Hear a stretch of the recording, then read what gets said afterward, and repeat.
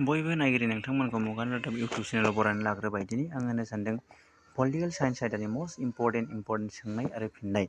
अब्ला नायलांदो नोंथांमोना फारि फारियै। 47थि नं सोंनायाव दं मुलुग गाहाम देहा सान फालिनाय जायो बेसेबां जौसिनि एप्रिलाव। 48थि नं सोंनायाव दं मुलुगना बिजिरसालिनि गाहाय मावखुलिया सहराव दं। 49थि नं सोंनायाव दं माबे मोनसेया जुथाइ हादरनि सरकारि आखुथाइ नङा? बेनि फिननाया जाबाय गोजौ बिजिरसालि।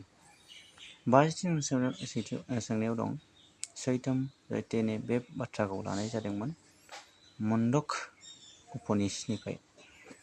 52थि नं सोंनायाव दं आथिखालनि हादरारि आफादनि गाहाय नेहाथारिनि मुङा?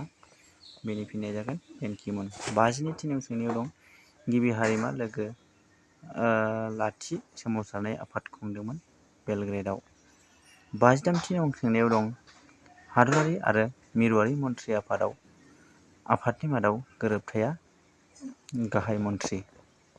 54थि नं सोंनायाव दं भारतारि संबिजिराव बिथोनारि खान्थिखौ मा आयदायाव थिसननाय जादों? बेनि फिननाया जाबाय ब्रैथि आयदायाव। 55थि नं सोंनायाव दं रायजोनि बिधान सभानि खमसिन सोद्रोमानि अनजिमाया जाबाय? बेनि फिननाया जाबाय 160। 56 नं सोंनायाव दं गिबि राजखान्थि दोलो दाजेनो इंलेण्डआव। 55थि नं सोंनायाव दं माबे गंसे हादरा से मिरुआरि सरकार सिङाव नङा? बेनि फिननाया जाबाय आमेरिका। 56थि नं सोंनायाव दं फिन रायजो दाफिननाय आयेन बाहायदोंमोन? बेनि फिननाया जाबाय 1956 मायथाइयाव। 59थि नं सोंनायाव दं भारतनि संबिजिरनि 8थि फारिलाइयाव जायगा मोननाय रावनि अनजिमाया मोन 22। 60थि नं सोंनायाव दं माबे मोनसेया सरकारनि बाहागो नङा? बेनि फिननाया जाबाय सोलोंथाइ। 61थि नं सोंनायाव दं जिल्ला आफादनि खुंथाइ फसंथानखौ बुङो मावफुङारि आफाद। 62थि नं सोंनायाव दं माबे मोनसेया गान्थिबादि खान्थिनि सिङाव नङा? बेनि फिननाया जाबाय बेसेन गोनां जायगाफोर। 63थि नं सोंनायाव दं माबे आयदायाव गोजौ बिजिरसालिनि खामानि आरो गोहोनि मादाव गोग्लैया? बेनि फिननाया जाबाय बिथोन खान्थि बाहायनाय गोहो। 64थि नं सोंनायाव दं मावफुङारि आरो बिधान मण्डलनि सोमोन्दोआ गोरोबो संसदारि सरकाराव।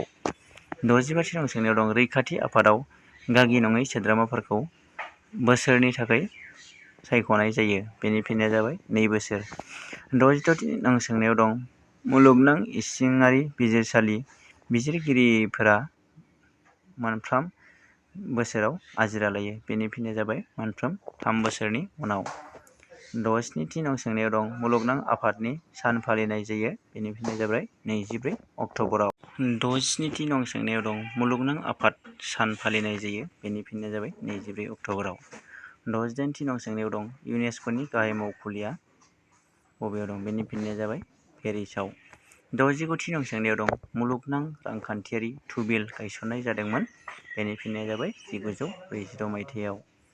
70थि नं सोंनायाव दं गेवलां आफाद मासिगिरिया जाबाय?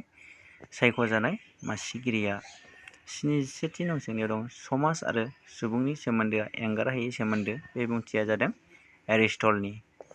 72थि नं सोंनायाव दं सुबुं जोबथा गोहोनि मददगिरिया सोरमोन? बेनि फिननाया जाबाय रुस'मोन। 81थि नं सोंनायाव दं दि प्रिन्स मुंनि बिजाबनि लिरगिरिया जाबाय मेकियाभेलि। 82थि नं सोंनायाव दं हादराव आनचलिक दोलोनि सोमजिनाय नङै जाहोना जाबाय सुबुं अनजिमा बांनाय। 83थि नं सोंनायाव दं संसदारि सरकारनि गिबि सोमजिखांनाय हादरनि मुङा जादों ग्रेट ब्रिटेन।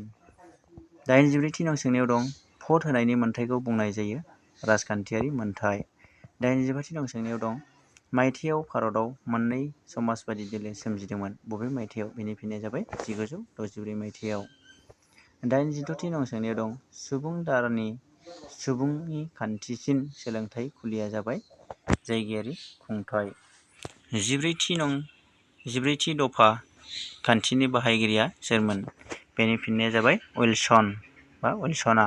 88थि नं सोंनायाव दं रैखाथि आफादाव भट होनाय राहाखौ जोबथा थिरांथा खालामनाय जायो याल्टानि आफादाव।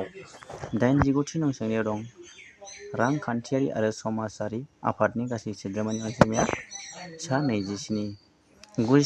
गुजिथि नं सोंनायाव दं माबे मोनसेया ओनसोलारि जाहोन नङा? बेनि फिननाया जाबाय बारायगा सुबुं अनजिमा। 91थि नं सोंनायाव दं माबे मोनसे जाहोना खौसेथिनि गोजोनथाव दालाय नङा? बेनि फिननाया जाबाय रांखान्थियारि फाराग। 92थि नं सोंनायाव दं गुवाहाटि मिउनिसिपाल निगमनि मासिगिरिफोरनि मावफुंथाय समा जाबाय 5 बोसोर।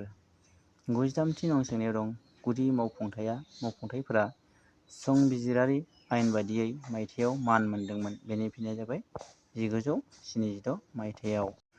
थ' लोगोफोर दिनैनि पलिटिकेल साइन्स आयदानि टप 10 मस्ट इम्परटेन्ट सोंनाय आरो फिननायनि आयदाखौ बेखिनियावनो दोनथ'नाय जाबाय। जुदि भिडिअखौ मोजां मोनदोंब्ला लाइक, कमेन्ट, शेयार आरो साबस्क्राइब खालामनो दाबाव। नोंथांमोना बिदिनो गोदान सोंनाय आरो फिननायखौ बे चेनेलनि गेजेरजों मोनबाय थानो हागोन।